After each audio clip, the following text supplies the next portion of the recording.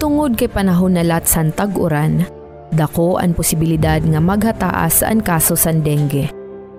Para malikayan ini, kinahanglan hibaruan ang mga nasunod nga impormasyon.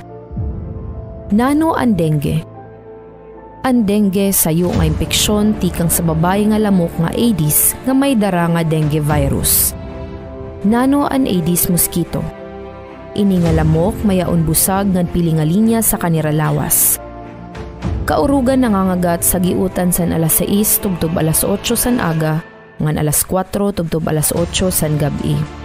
Nagbubunay sa malimpyo ngan diri na abid nga tubig. Pwede liwat ini magpadamo sa Zika, chikungunya ngan iba pa nga mga sakit. Nano ang mga sintomas san dengue? Tigda hitaas nga hiranat nga nag-iiha sinduha tubtob 7 ka adlaw. Masuol nga kasukasuan ngan kalawasan. Panluluya, rashes sa kalawasan ngan pagdugo san irong, pagsusuka ngan pag-uro-uro nga may kaupod nga dugo.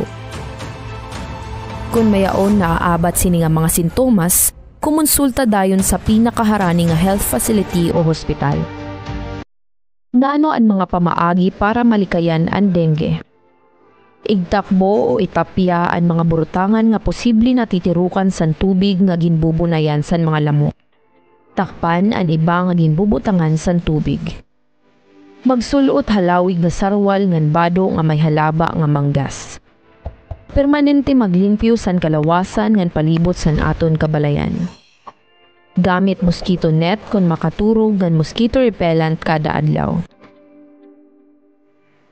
Makigsayo ngan suportahan ang mga pamaagi sa iyo lokal nga komunidad ngan iba pa nga mga proyekto san gobyerno para pagkontra sa mga sakit parehas sa dengue. Maging alerto ngan magburubligan nga tanan para mapuypoy ang dengue sa aton komunidad. Sayo nga pahinumdom tikang sa iyo gobyerno probinsyal sa Norte San Samar.